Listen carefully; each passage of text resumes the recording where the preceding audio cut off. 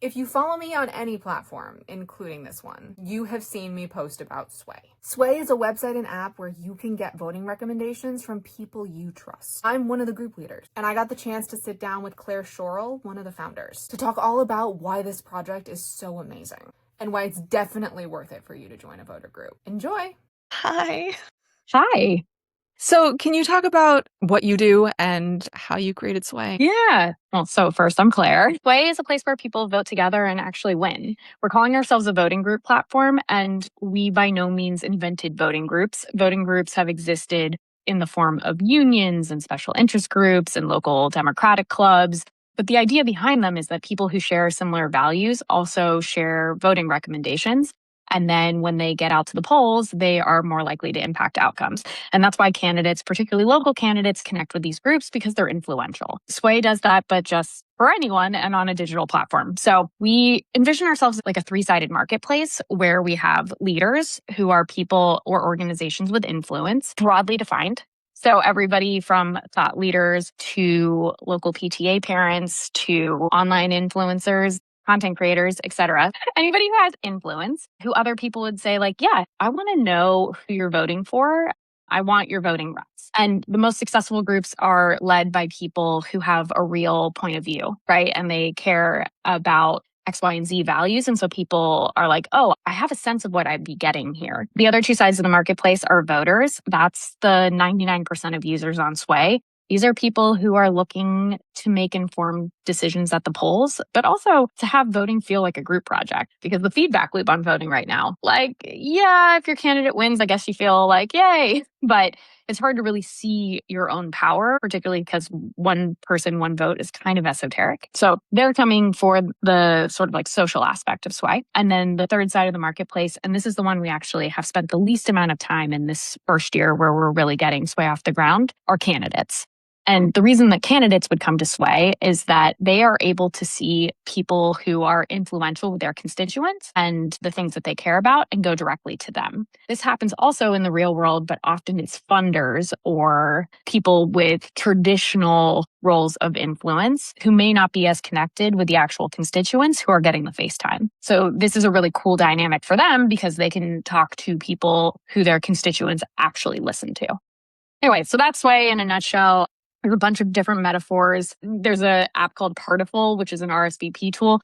In many ways, we're like a Partiful for the election. I think there are other corollaries, but that one kind of makes sense because you're saying, hey, I'm RSVPing to go to the election with you, and we're going to make it a party. We're available on the App Store. We're up and running. So people who are still having primaries and then definitely in November should get on and find a group and be part of a movement.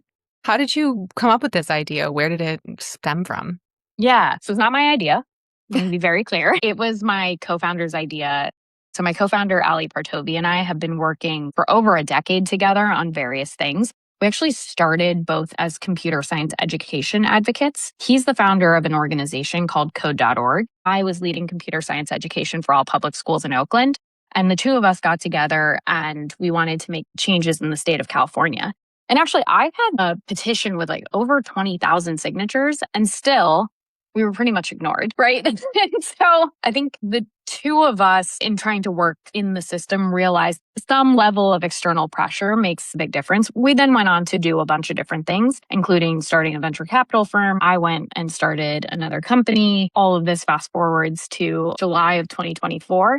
And this is my personal politics and not Sway's politics. But I was like, wow, things feel really existential. And so I dropped everything and moved back to Pittsburgh, Pennsylvania, which is where I'm from, and worked for the Democratic Coordinated, which, shorthand, I worked for the Harris campaign. And I did that in the community I grew up in. And it was the second time that I had worked on a campaign. The first time was as a super volunteer, but it was back in 2004 for the Kerry campaign. And one of my immediate reflections was, hey, I'm doing the same thing, just no longer on a landline. And that didn't exactly feel great because we were stuck in a rut where we were knocking doors and making phone calls. And obviously there are merits to those behaviors, but they're insufficient. And, I say this, it's kind of a quip, but I'm like, I was part of a $9 million door knocking operation, but I can't say that those 9 million doors were more impactful than one 3-hour episode with Rogan. So I think that was sort of a wake up call.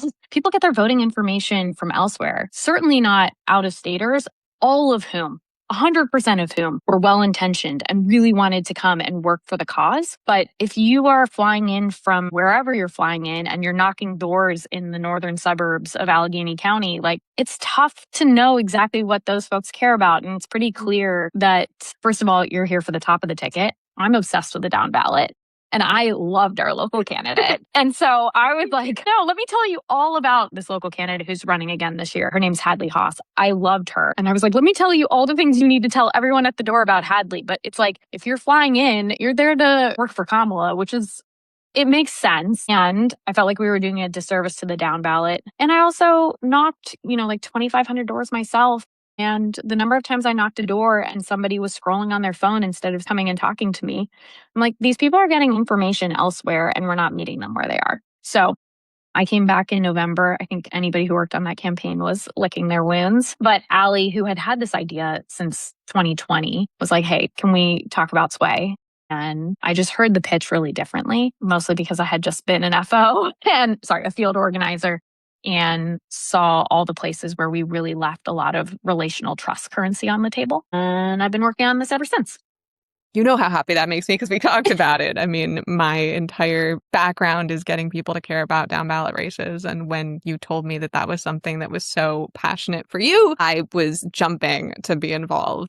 Just someone saying that down ballot matters is so impactful at this point. And I think something that we need to focus so much more on. It's not just about the flashy things at the top of the ticket. It's about the tiny little races that are the ones that make the most impact. Well, and you know what? I joke that I did Sway back in 2012, but I was a public school teacher in Oakland. I have a very small, but my Instagram is private. I'm not trying to be a content creator, but I have this photo that was on the grid because I don't think stories existed then, which was a Post-it note of all the measures and whether to vote yes or no and all the school board members and like who I was recommending, because my friends who lived in Oakland knew that I went to school board meetings, knew that I worked in the system, like knew that I would have really strongly aligned recommendations and like know who I am in the world.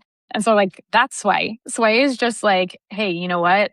I am going to make my own opinions about governor and president and whatever because I'm getting bombarded with them from national media sources. But I know Claire. Claire's a teacher. She's a real one.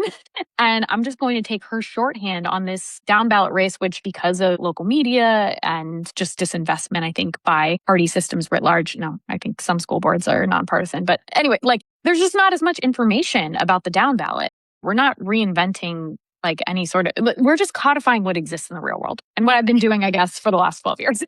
How has the success been with down ballot? Because I know that that's the focus. How have you been able to make that difference with Sway? Yes. So we were so lucky that we met some really great folks to really jumpstart Sway from the beginning. And so at first, we were looking at the states with the earliest primaries. And the first primary in the country is in Texas. I lived in Texas for 5 years, loved the state.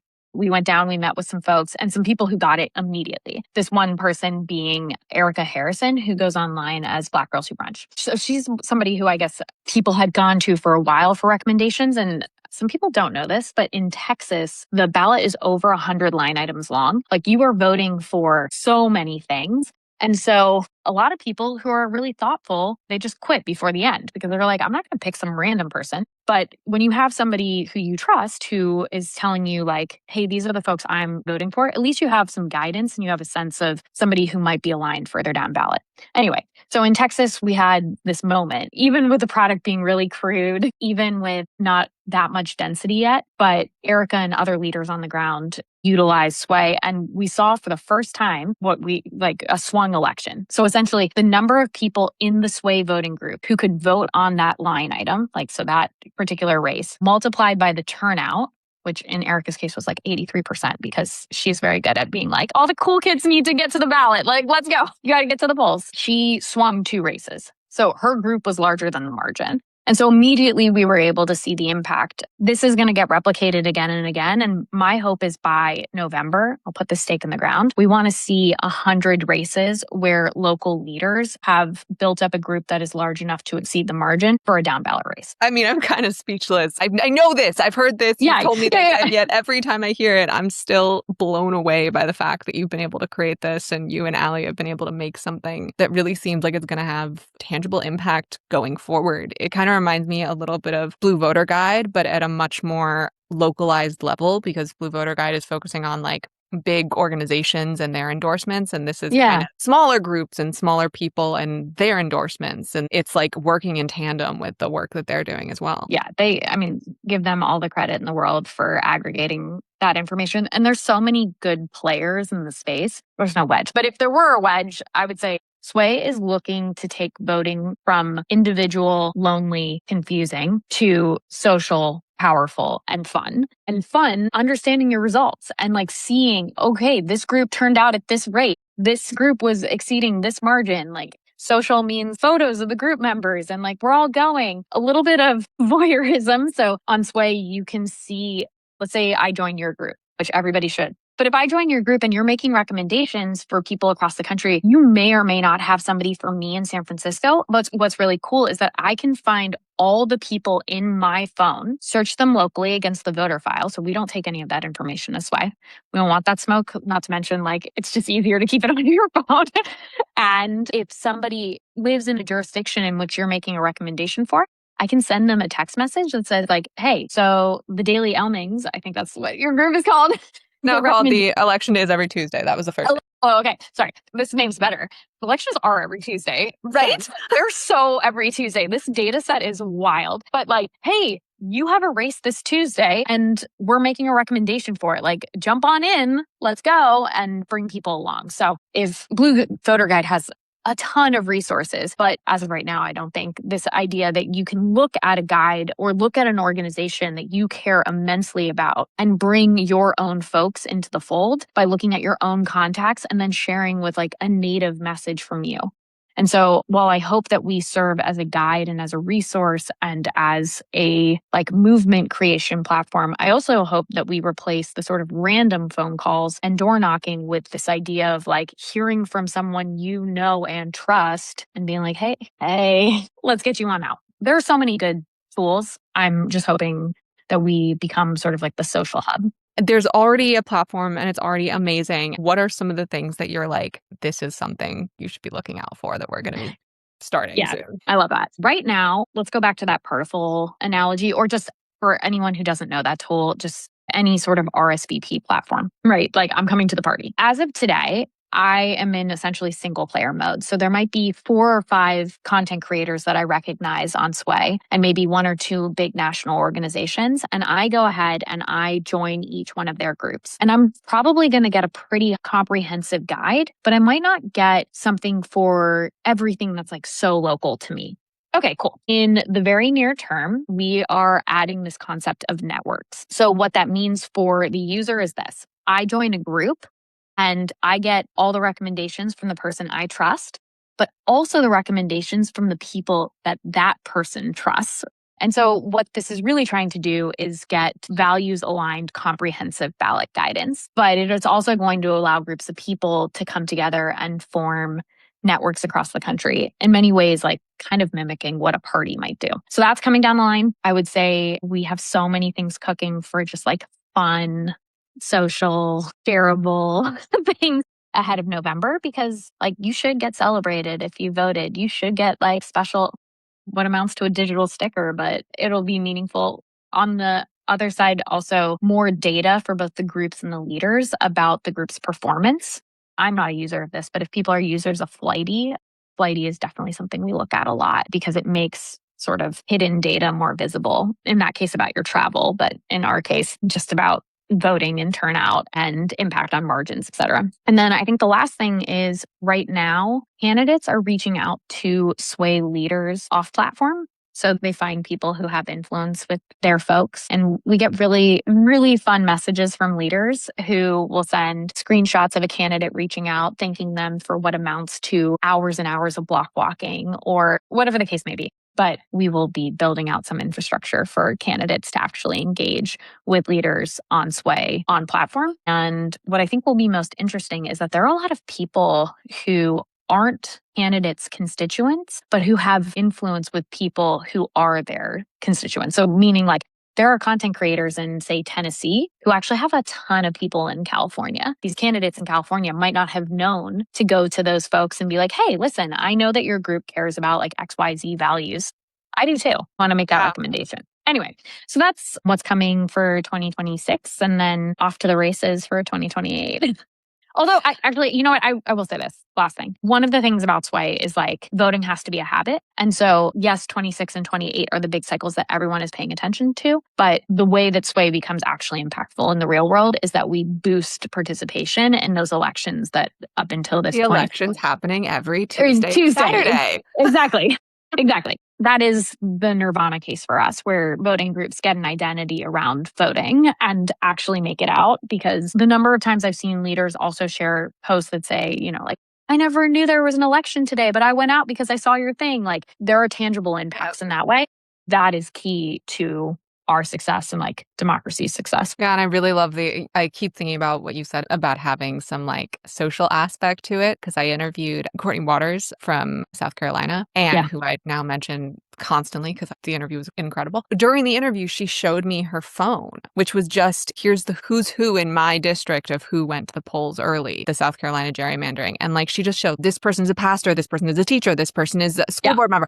And like that, watching that on the screen, it just gave me so much joy to watch. And I'm sure if those people watched that video and were just like, oh my God, like she recognized that I was there. And I think there's some incredible power in that. And in people like showing off their I voted sticker, like the one behind me, showing that I went to the polls early. Have you gone yet? And like getting people to vote early and getting people to vote by mail and getting people to go to their ballot box and do all the things that are needed to do. I think there's incredible power in that. And I'm really, really excited for that. Yeah, me too. Well, this was amazing. As you know, I am so excited about what you're doing. I am so excited about what we're doing since I'm part of this. And to my audience, if you have not joined Sway, please do so. Join my voting group, but also look and see what voting groups are in your state or in your area and join those, because I can't tell you who to vote for in certain states or certain counties because I don't live there, but they do. And there are incredible people across the whole country that are doing this.